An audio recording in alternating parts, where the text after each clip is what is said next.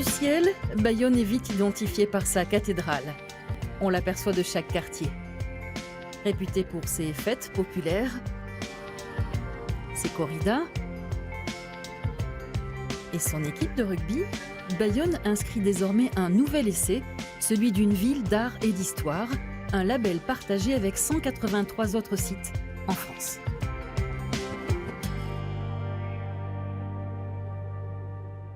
Vous saviez que Bayonne était classée ville d'art et d'histoire? Du tout. Non, du tout.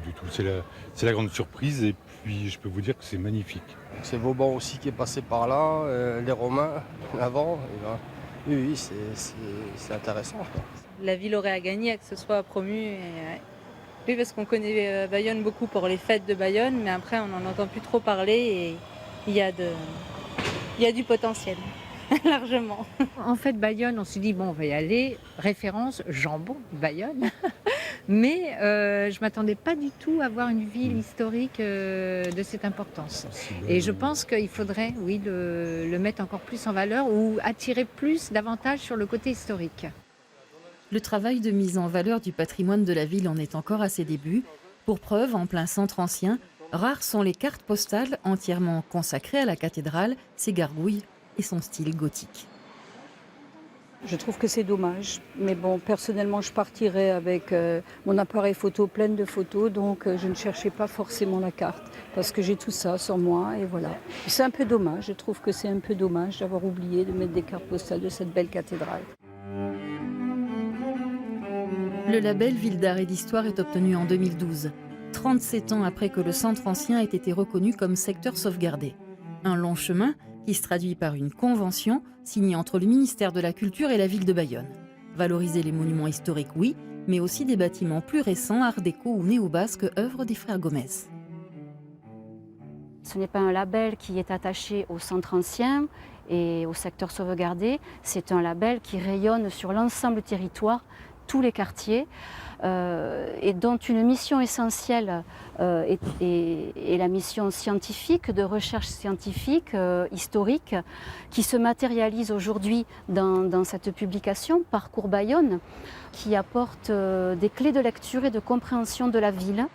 Pour que l'on s'approprie davantage ce patrimoine, le public peut aujourd'hui monter sur le terre-plein du Bastion Royal, un ancien chemin de ronde signé Vauban.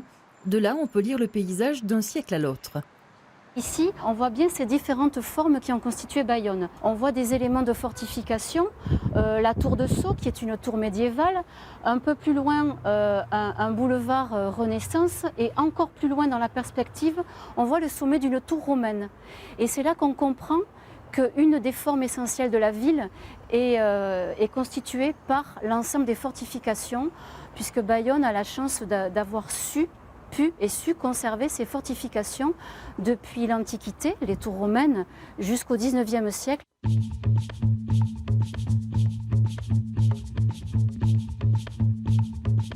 La bibliothèque universitaire, logée entre le Château Neuf daté du XVe siècle et les remparts, s'est également immiscée dans ce parcours architectural, un ouvrage qui participe aussi du choix du label. Ici, on se situe dans la partie très moderne du Petit Bayonne, c'est-à-dire le campus universitaire qui a été créé de toutes pièces dans les années 2000. Des éléments défensifs des XVIIe et XIXe siècles ont été réutilisés, réhabilités.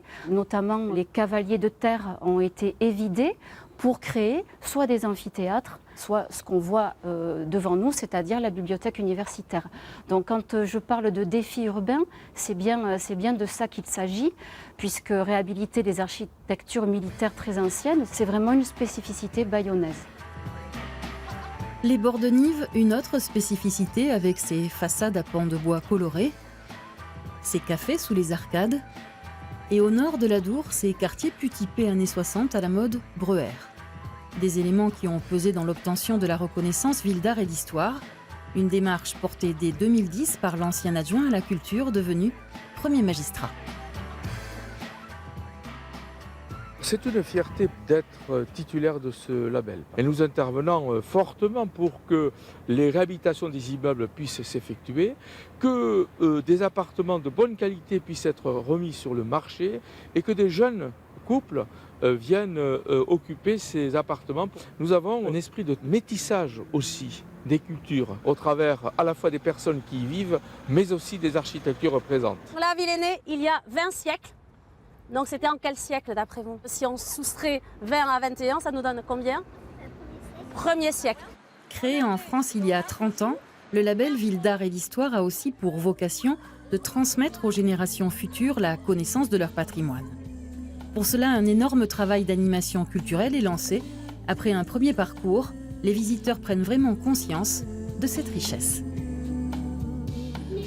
Alors nous, on n'est pas dans l'église ici. On est dans un cloître, très bien. Avant, dans le siècle, et bien, ça c'était tout nouveau, c'était tout propre par rapport à maintenant, c'est tout sale, mais moi je croyais que tout serait cassé. Sauf que là c'est tout bien. Ceux qui l'ont fait, faire bravo pour eux, parce que nous on n'arriverait pas à le faire. Je trouve que c'est très joli. Il y a des gens qui sont beaucoup de mal pour faire ça. Et moi je leur dis tout mon respect. Forger l'œil et responsabiliser, une mission difficile que le service éducatif mène 5 fois par an auprès des écoles de la ville. Donc vous voyez les façades qui sont là, elles ont été nettoyées, elles ont été restaurées. Et donc maintenant, à nouveau, il y a des habitants qui habitent à l'intérieur de ces maisons. Nous, ce qu'on veut, c'est qu'en se promenant et en faisant une visite, ils en ramènent des informations et qu'ils en conservent donc quelques éléments, qu'ils se souviennent d'un monument, d'une rue, d'une maison, enfin voilà, et donc ils sachent comment la ville s'est formée et qu'ils sachent donc le ramener chez eux.